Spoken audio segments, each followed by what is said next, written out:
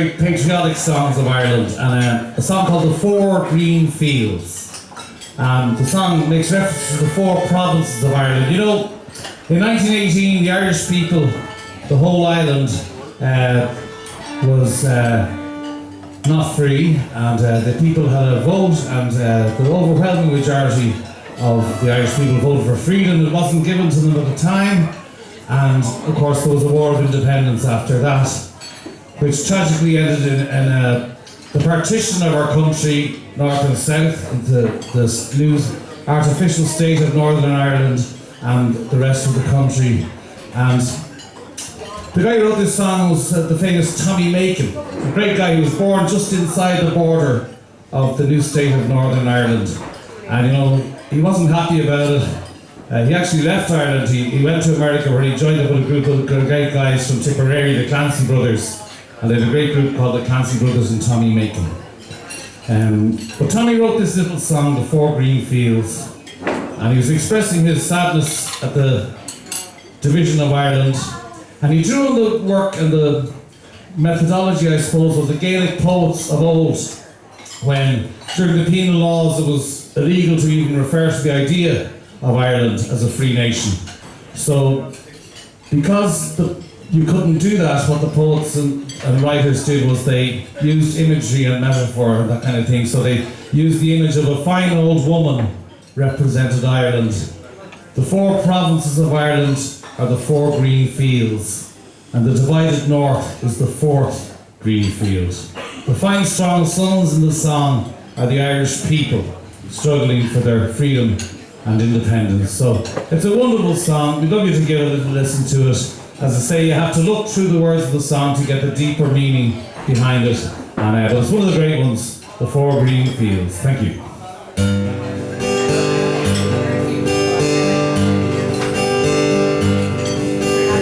What did I have? Said the fine old woman. What did I have?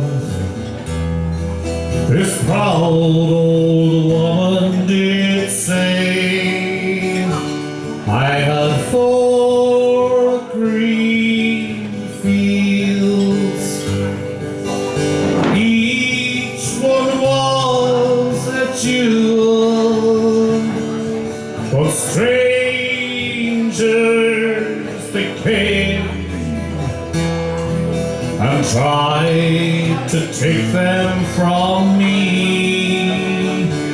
I had five strong sons who fought to save my jewels.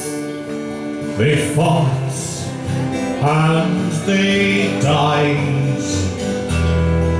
and that was my grief, said she.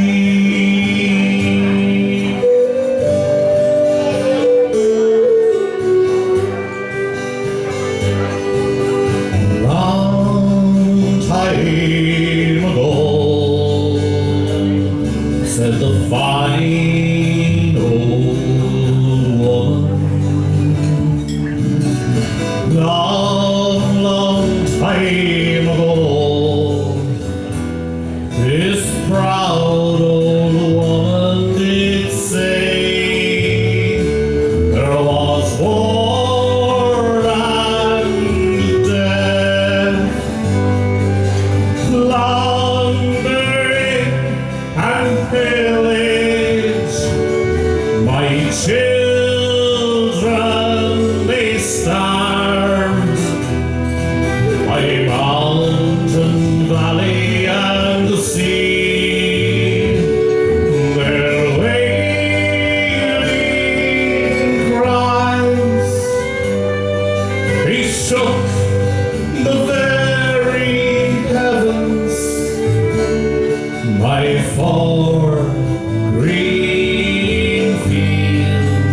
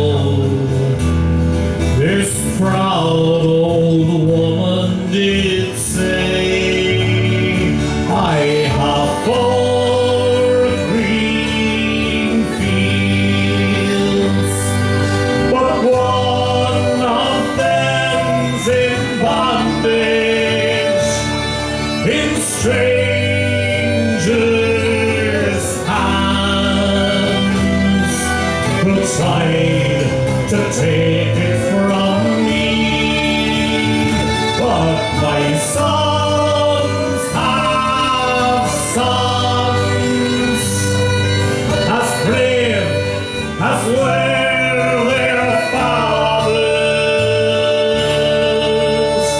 and by forth green field will bloom once again, said she.